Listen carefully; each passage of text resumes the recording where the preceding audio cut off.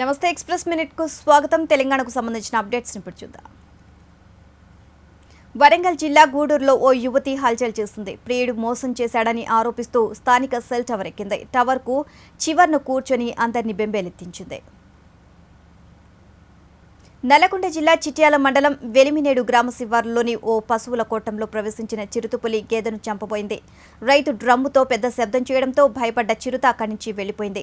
సమాచారం అందుకున్న పోలీసులు చెట్టుకు సమీపంలో చిరుత అడుగులను గమనించారు.